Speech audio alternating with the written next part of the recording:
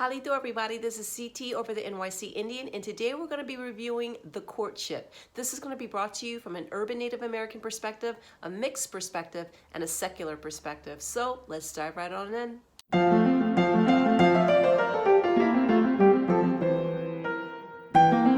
So we start off the episode with this masquerade ball, and everyone has on these really amazing masks. I mean, whoever is in the costume design department who created those masks needs some kind of award. The masks were amazing. So anyway, here comes in the new suitor, Mr. Nazaire, and he's from France by way of England or vice versa, whatever. You know, oh, my family has a home. It's like, it's nestled in between Saint-Tropez and Cannes and this and this and that. So he just seems like a little bit of a blowhard to me, okay? He's just coming in with that young skin. He looks like a little twink, okay? That's what he reminds me of. And he's just got that really baby face and, you know, in his manners and all this stuff. And Mr. Mumbrey recognizes him. Now, the guys are already like, who's this new guy, right? And they're like, oh, shit, he's good looking, right? So Mumbrey's thinking, oh, I thought I was going to be the only Englishman here, and you bring in this guy. So Mumbrey decides to step up his game and makes her a lemon cake. And I'm like, you know what? That's how you do it. Please take notes. That's it. Ladies love a nice cake, you know, something sweet. And he presents it in a way that's really nice, where he's not barging in on some date or something like that. And everyone seemed to be impressed. And he's talking about his background and things like that, kind of like how Mr. Judge was. And then he got interrupted by Bakikio.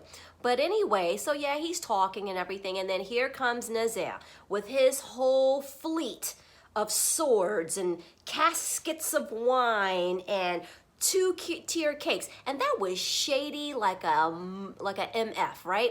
The way that he brought a cake knowing that Mumbrey was making a cake. But you know what, Mumbrey, that was your fault, because listen, he's not there for you. He's there to shoot his shot. So of course he's going to do whatever he has to get this girl or his modeling contract, because that's why I think he's really on there for. But you shouldn't have even shared your plans with the other guys. Be like Bakikio. Bakikio's like, look, he doesn't have to be our friend. That's okay with me. I'm not trying to be friends with you guys anyway. So yeah, he just totally gets interrupted, and it was kind of sad. I mean, I felt bad for him, I have to admit. But going back to Bakikio, so she speaks to Danny earlier and says, I want you to make up with my brother. Now, that was her very first connection, her very first kiss. Now, she really likes that guy. Now, let me tell you something. I think that in the end, it's very possible that she's going to wind up choosing this guy. And it's not because they keep giving him camera time or anything. What it is I think, is because she is from Seattle, right? Well, she's from Tacoma. And as a New Yorker who is now living in Seattle, let me tell you, the social behavior cues and stuff like that are so completely different. Now, I'm married, so I don't know what it's like to be dating out here, but just based on how people interact with one another, they keep their head down. It's hard to break it. And Seattle is known for having people having very small cliques of just a few people, and it's hard to break into that clique. It's hard to make friends here if you're not from here. It's very different. New York is like, while New York has a reputation of people being very rude, and it is well earned, that's true, but people are still outgoing, and it's kind of easy to get to know people in New York. You know, you just don't try and interrupt people while they're trying to go on their way to work and they're on the train. Of course, that's a different situation. That's where tourists kind of get the whole, you know, New Yorkers are so rude thing from. But I feel like when you go to bars and restaurants, New York is the easiest place to get to know people. The easiest. And, you know, like I've said in previous videos, men are very aggressive here. And listen, Danny, Staten Island Italian, okay? Those men are not known for being shy when they like a woman. And they just have that swag. New York men have it. I don't care if you're Italian, you're Greek, you're Puerto Rican, you're Dominican, whatever. That's just how men are. Or I say here, like I'm still living in New York. They're in New York, and I think that because that is so completely opposite to these more mild-mannered, you know, quiet types here in Seattle, I think that she very well could wind up with a guy like that, because it is, I mean, it can be intriguing when you're not used to that, when a guy knows what he wants and he's going after and he's not afraid to tell you, you know? She's got to read his mind and know if he's into her. She knows he's into her. Now, I don't know how much he's into her, you know, but I think he is into her. You know, it seems to me it's more of he's into her, but there's kind of this whole competitive thing with him though, too. So I don't know how, I don't know how genuine he is. But ever since the family told him that they didn't like that, he's basically talking about like, oh, this is an experience and I don't know if I can fall in love or whatever, which, you know, the falling in love stuff, I can kind of get that. I mean, he's not committing to that because it is a TV show after all, right? So that's where that New York honesty comes in. Sometimes people are not used to that, but with New York, it's a lot of times, most of the time you know where you stand, right? Whether you like it or you're not, you know, so it depends on your personality if you can handle that. And but since then, he seems like he's like, you know, I don't want you to think that I'm not into you because I really am. And I do think there's a chemistry. I do think he's into her. But I think there's, you know, if she gets with him, he's going to be that type of guy. If one guy looks at her for a second, he's going to be trying to start shit. And like, he's going to be like, you know, like kind of possessive. He just believe me, I'm from there. I know the Dannies of New York, okay? They're not very rare in New York. So I'm just thinking she's going to be caught under that Northeastern spell. I really do. Now, Mr. Judge, which we know how much chemistry she had with him, I'm thinking, I don't know, maybe he's getting pushed into the background.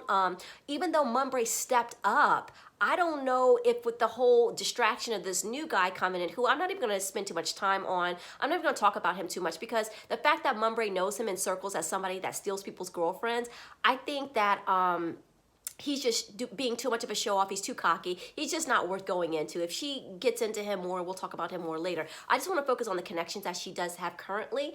And, you know, I don't know, even though Mumbre made a very beautiful gesture, and I think he could be actually a really good match for her. And the reason I say that is because once we found out that he has not just a culinary education, but a French culinary education, oh no, sir, no.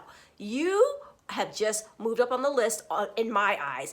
The fact that he says that he will cook every night. Now, maybe that's BS, maybe not every night. Even if he cooks 3 nights a week, that's enough. You can meal plan and be good to go. I mean, that could be a good parent. I mean, so that means that he can, even though he doesn't have, you know, he's not a doctor like some of the other ones that she eliminated already, but with his cooking background, he has the potential to make a lot of money, or good money, let's say at least, you know, when they with combined incomes. And the fact that she's an actress now, she may be getting other roles and things like that. He has to be able, she needs to be with somebody that can, you know, travel easily, and, you know, maybe as a chef, he can, you know, go here, spend 6 months here, 7 months there. I think that could actually work out. I mean, you know, he's the little Anglo Michael George, or George Michael, I should say, rather. I think that could work out. Even though I still like Mr. Judge, you know, because he's a Michigander, you know, but I'm not sure how he could deal with that lifestyle. But he would be, her family would be a good fit for him.